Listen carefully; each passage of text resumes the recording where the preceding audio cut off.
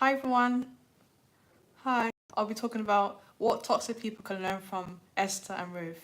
Sometimes when it comes to bitterness, heartbreak, spiritual warfare, and trauma, sometimes you can play the victim and be very bitter and angry and take it out on people. But it's so important to know that you are amazing and that there is hope.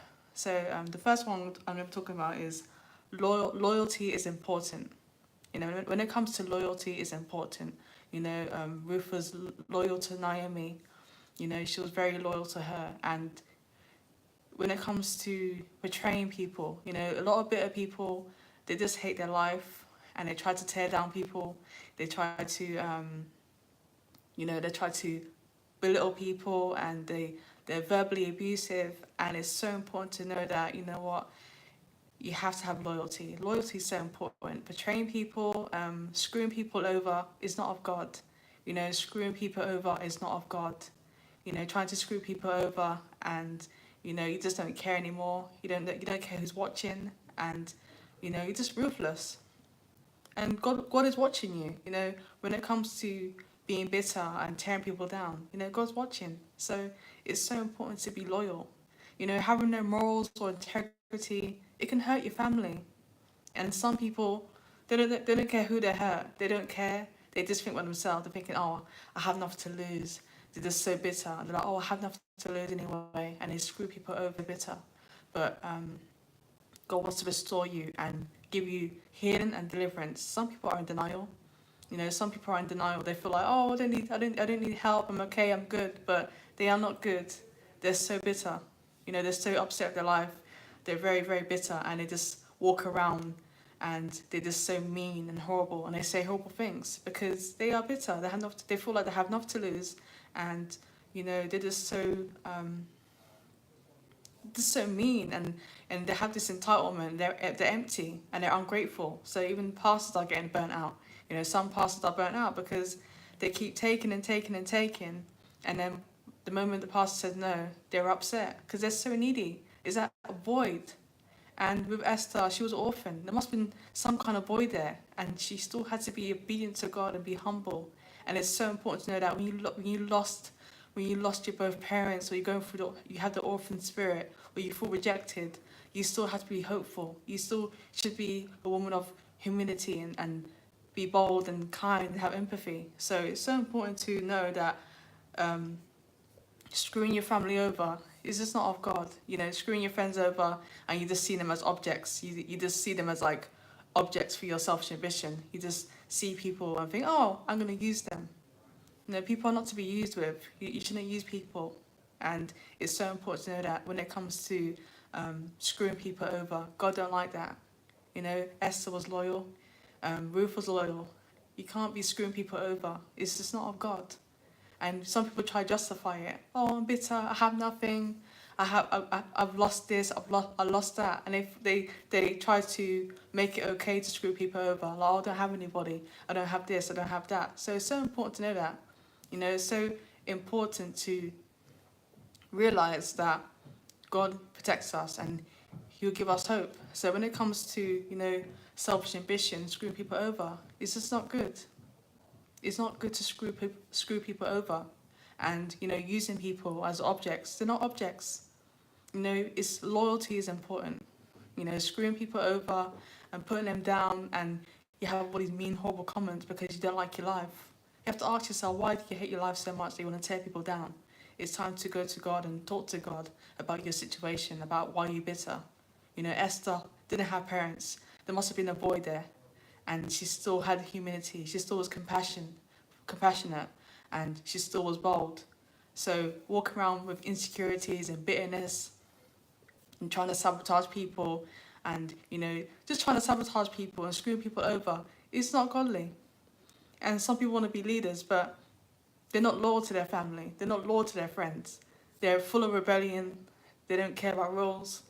They have no boundaries. They don't care about boundaries or rules or nothing. They're just full of rebellion because they're bitter, and they walk around with this victim mentality. But it takes, it takes two. You can't just keep taking and taking and taking.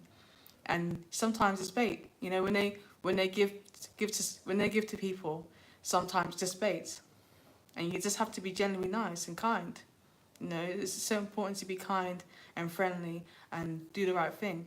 Instead of just thinking everything's a bait, oh, I did this for you. And they just do things as like a plot and a plan. And they're always trying to use people. So loyalty is very important. You know, loyalty is so important. When it comes to loyalty, you know, it's priceless. And, you know, it helps build a community, that loyalty, you know, that trust, and to feel safe. When you violate people's trust, you abandon them, it's so abusive. It can traumatize people. When it comes to abandonment, it can traumatize people. It can make people feel like, who can they trust? It can make people like isolate themselves. It can make them isolate themselves, and they think, why do they bother? You know, sometimes when it comes to betraying people, you know, they change and they just look at people differently, and they get scared and they get traumatized and they have mental illness issues because they try to be selfless and kind and they get screwed over. That's why it's so important to not be people pleaser and not be codependent. That's different. You know, codependency and people pleasing and like trying to be, it's nothing wrong with being selfless, but when it comes to people pleasing and codependency, it's important that you do it to the right people. Like when it comes to you want to get poured in back. There's a difference between ministry and codependency. If you feel drained and you want to say no, just say no. And that's so important, to just say no when it becomes too much. Just be like, oh, sorry, and set boundaries and take a step back. It's so important. So it's really important to know that, you know, when it comes to codependency and people pleasing, it becomes like a chore. You feel burnt out because they're not giving nothing back. They're very ungrateful. They're, oh, you haven't done nothing for me. I'm asking you for one thing, and it's because you said no. You said you had boundaries, and now they're being passive aggressive, and they just make you feel uncomfortable. You know, that's blind loyalty. Know the difference between blind loyalty and loyalty. You know, I'm not asking you to be codependent. I'm not asking you to be a people pleaser and to get burnt out by a narcissist, because Jezebel, they're just so hungry for power and greed. They're very greedy. They love control. They want to control you, and anything you do is never enough. What you do for them is never enough. So it's so important to know that.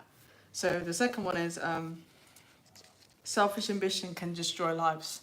You know, when you have selfish ambition, it could destroy lives. You know, because you just think about your needs, and it's so important to know that, you know, if you're being self-centered and you're being greedy, you're just recklessly spending money, and you have poor money habits. You know, because of spirit of rejection, you feel like you have to one-up people, you have to show off to people, and you ruin your family's life. Your husband, he wants you to calm down with the finances, and you ruin your family's life. It's so important.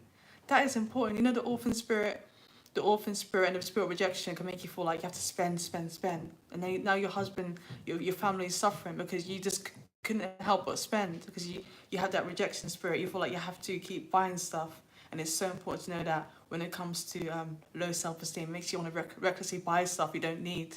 And now your family's struggling. And now you have to work and do things you don't want to do and have no morals.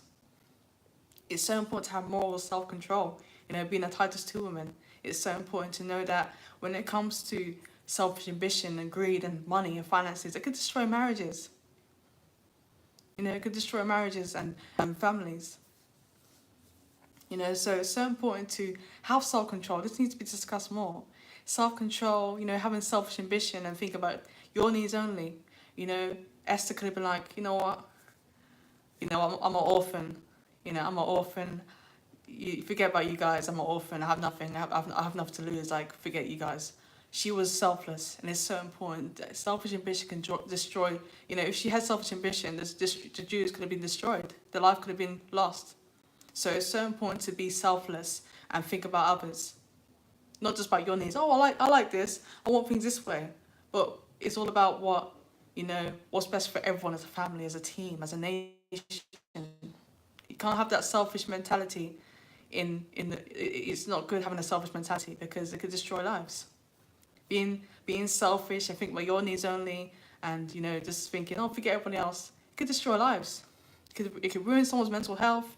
It could ruin someone's life, And just think about yourself, only your needs. Oh, I need this, I need to improve, I need to impress my haters, I need to prove them wrong, I need to show them that I'm good.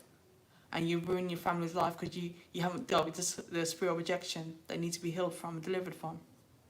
Because recklessly spending money and showing off and doing taking a risk with your finances, or just showing off and trying to keep up with people is a spirit. You need to have self-control. You need to have be selfless and think about other people. Like Ruth, she cared about Naomi, and it's so important to just be kind. Selfish ambition can destroy lives. It could just really. Sometimes people think, oh, I have to think about myself first, and they think, oh, this is the only way I can win. This is the only way I can win, and they convince themselves that thinking, if I just put myself first, everything will be fine, and my rejection will be cured. No, it takes deliverance, it takes healing, it takes therapy, it takes actually taking honesty and taking accountability. That's what it takes. This pride, this arrogance, like, oh, I know everything, oh, I haven't done anything. This pride, this arrogance is not good at all. It needs to have loyalty. Loyalty is important, and selfish ambition can destroy families. People think, sometimes people think that, oh, don't worry, I have a best interest at heart. Like they think, oh, I'm doing what's best, and it's like, no, it's selfish ambition. It's time to have self-control and start caring for people. So next one is empathy is important. Empathy is so important. When you have empathy and compassion, you're able to see somebody's point of view. You're able to see what they're going through, their trauma, their nervous system, their personality. You're able to see how they see things, and you start to make better decisions when you see their point of view. But when you're selfish, you just think about your needs only, thinking, oh, this is gonna be amazing for me. So it's gonna be good for everyone else. If I'm happy, like happy wife, happy life. They have that mentality. Oh, if I'm happy, they're gonna be happy. You can't be selfish in marriage. You can't be selfish with ministry. You can't be selfish with families. You can't have that mentality in the real world. You can't have that mentality. It's selfish. Having selfish ambition and thinking, oh, it's all about me. I'll just focus on my needs only. It's selfish. And people feel like, oh, I'll be a good leader. I have status. I have this big house. I have this money. I have a big title. I should be a good leader. It takes more than that. You have to have integrity. You have to have morals. You have to have loyalty. You have to be selfless. You can't just have this mentality like, oh, my title, look at me. I've accomplished this, I accomplished that. They want to know what your morals are like. They want to know what your morals are like. And it's so important to know that. When it comes to integrity and morals, it takes more than just your status and your money. It takes more than that. It takes, loyalty and integrity and having empathy. So the next one is hopefulness over bitterness. It's so important to have hope. To have hope and be happy and be positive, instead of being bitter. Because when you be bitter, misery loves company. If you surround yourself by miserable people, you're gonna end up being miserable and bitter yourself. Who are you talking to? Who are you talking to? If you're always bitter all the time and miserable, Esther had a mentor. Who's your mentor? Who's mentoring you? Are they pouring you junk and gossip all the time and put you down, or they're not putting you down? They're just complaining, and you feel drained after talking to them. How you spend your time. It's so important. Why do you feel hopeless? Is it the church you're going to? Are you going to a church they don't like you in, and you're just staying there? Ruth had to leave. They were gossiping about her, and she left. She left because she wasn't growing in that area. They were gossiping about her. They were thinking, oh, they're probably thinking she can't make it. Like, let's stay away from her. She didn't stay there. Some people are staying where they are, and they're bitter and they're upset with life, and they're playing the victim. They're playing the victim. They're bitter. They're angry, and they're thinking, oh, nobody cares about me, and they stay there. It's like they love drama. Do you love drama? It's so important to know that if you love drama, you're gonna stay there. Ruth didn't want drama. Ruth and Naomi, they wanted to get out and leave and find purpose and work. They didn't want to sit there and be a victim.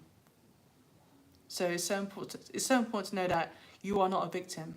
You can get up and move on. You don't have to sit there if people don't like you and everyone's gossiping about you and thinking, oh, look what happened to her and this and that. You can move.